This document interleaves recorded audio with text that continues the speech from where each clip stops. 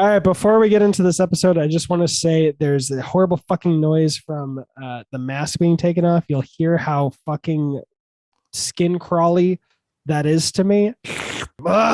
Anyway, just want to throw it out there. If any, this is genuine reactions. If anyone wants me to record like me listening to that sound on a loop for every dollar you send me, I will put that 2 to 3 second noise on a loop and listen to it for a minute straight. So just so you know, if someone's wild enough, 5 minutes sounds horrible. If someone's wild enough to send me $1,000, I will do a 16-hour, 20-minute stream listening to that fucking noise relentlessly. Oh, It'll man, that's haunt gross. my dreams. I'm putting the link to my Venmo. It is at Brian Alex Clark, capitalized for each different name. So just putting that out there. I'm not anticipating anyone to do this. No one's ever going to put $1,000 down. I doubt 2 people will send me $1. But I've been watching a lot of Ludwig charity streams recently, and people just fucking love torturing him. Shit like eating a raw egg on stream. So if you want to make that a thing, this will be here in the episode forever. I'm not closing that Venmo. Go for it. And here's the episode. Say that again. I wish this minute would have ended 1 second sooner. Just to hold on. Just to hold on. What I said right before that was I fucking knew it. Because I halfway through this minute, I thought Mission Impossible vibes. All right. Minute 3 of From Russia with Love. With Amour, even though that's a French word.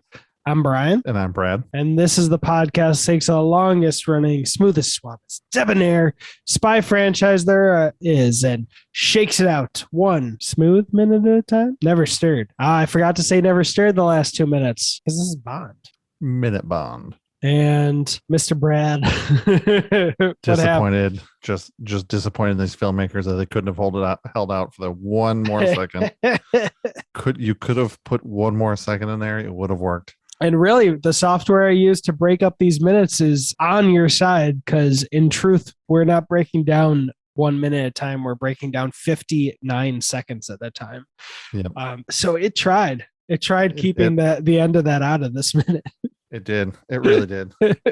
But so if you go back to minute 2, when he's playing with his wrist and his cufflink, because he's tracking him and playing cat and mouse, so that way he can choke him out with a chain, I guess, that comes out of his watch. Yeah, and is it just blanks or is it like a ball gun that sounds like a real gun? You know, like if the fake would have been able to hit him. Yeah, I mean, it definitely could be. I would think blanks because the guy comes out. I didn't realize they were speaking Spanish until the subtitles. Thank you, subtitles. Because as soon as he chokes him out, the background lights up and you can see his big house with a bunch of people standing out in front of him speaking Spanish. Yeah. And he comes up to the bad guy and says 1 minute 52 seconds. So that's about how long we've watched this sequence. So it's pretty much right on the money. Yeah, true. Yeah, I was gonna say maybe they're real rounds because if he fails, then kill him for Russia, for Spanish Russia. But they're timing and trying to make him better, and I'm guessing they wouldn't want to actually shoot him. Yeah, because then you're going to kill something you invested so much time and effort and money into. Yeah, an assassin. More long-term investment, less Squid Game training. Yes, less Squid Game. So obviously, this is something that's being trained to do. It's something that they spent a lot of money in. This training facility, this training grounds, all to kill James Bond, the most publicly known spy in the game, I guess. Yeah. I mean, if you're going to spend that much money to kill James Bond in the beginning 3 minutes of this movie, you got to be good. Got to be good. I actually think, let's see, when does he actually kill him? It's a little over 2 minutes. Little over 2 minutes from when the credit sequence starts. What? Maybe. No, I think it's... Maybe not. It says 152. I think it's probably closer to 157. Yeah. Because they ended at 32. He gets a hold of him at about 28, 29. They're close. They're really close. But if you're not breaking this down minute by minute, you would notice. To be fair to whoever's in that mask, they're doing a better job. Whoa, what mask? They're doing a better job than maybe the James Bond and Doctor No would have done. To give people a quick refresher, he would have gotten shot down outside of his hotel if not for a perfectly timed too bright headlight to stop the three blind mice.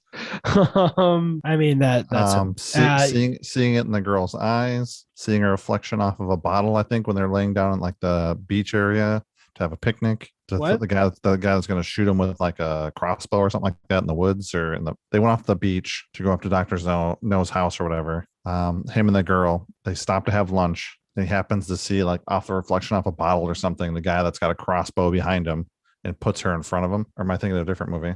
You're thinking of a different movie. Oh man. There was no bottle. Wasn't there a guy with a crossbow in the woods?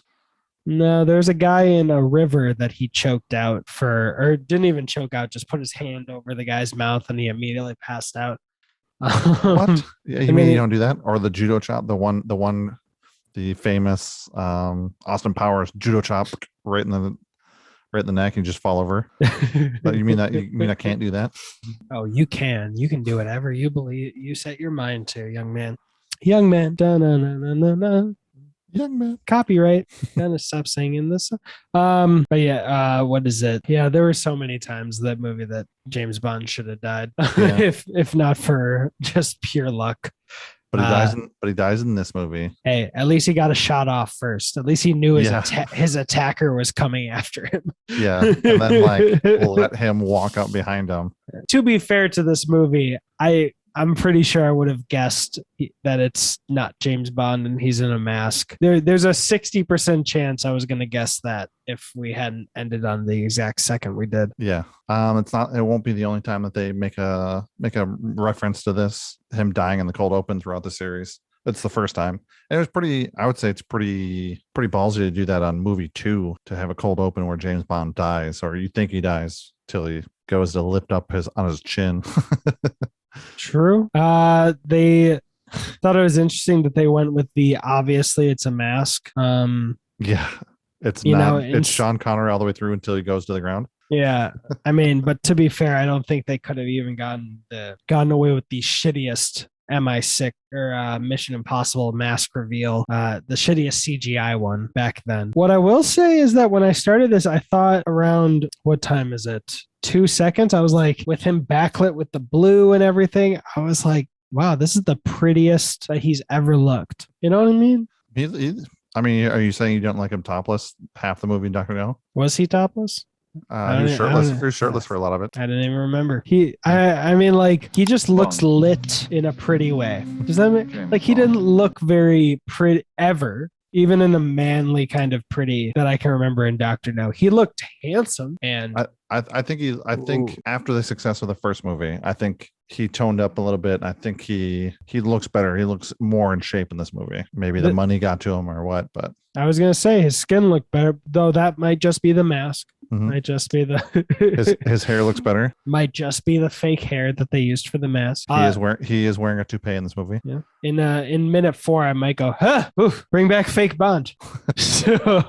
And I believe the bad guy is also wearing a toupee. Though we haven't learned his name yet, but the bad guy I believe is also wearing a toupee. Is this true? Like behind the scenes, they're actually all wearing toupees. And Terrence Young didn't like the voice of some characters, so they dubbed him out even though they spoke English. He didn't like the legs of one girl in this movie, so he got a leg model to do a part of a scene. He did some weird things. We'll get to him, but I believe the bad guy and I know for sure Sean Connery, Sean Bond. Is wearing a toupee, and the bad guy I believe is also wearing a toupee. Fair enough. I mean, hey, if there's a bad delivery, I get it. In 21 Jump Street, they replaced and they said it on the commentary. They were so honest in the 21 Jump Street commentary. Like they pointed out when a kid's parents, like, what is it? Jonah Hill is like, that kid's going to grow up to be an asshole because his parents don't know how to parent. There's another person. They were like, yeah, I just didn't like this guy's delivery. So I just re-recorded with my voice. And it's just like, oh no. I hope that that day actor who's like, I'm in a big movie, never listens to the audio commentary. I hope They own I they hope own they 20 copies of it. I hope they grow old and they're like, I don't remember my performance sounding like that, but if that's my performance, I think I did a pretty good job. I just want them to pass away at the old age of 98 thinking that they did a good job. So one thing I'm trying to remember, and I cannot because it's been a little while since I watched Doctor No. Mhm. Is the wristwatch with the wire in it? Is that a gadget in Doctor No, or is it introduced here? It's introduced here. Okay, because it gets used in other James Bond movies too. So Yeah. Oh, the other thing I wanted to say is around 25 seconds when he comes out to strangle him, they clearly sped up that footage. no, Okay. I was afraid that I had just broken that like, when you started saying no, but I just thought it was funny. yeah. I mean, That this is the '60s. I mean, there are some rear projection scenes throughout this that are clearly rear projection TVs. So yeah, but I just wouldn't expect it. Like if they're filming it and it looks slow enough that you would be like, that's kind of lame. Why not just change the angle of the camera, change the performance? yeah, have them walk a step faster.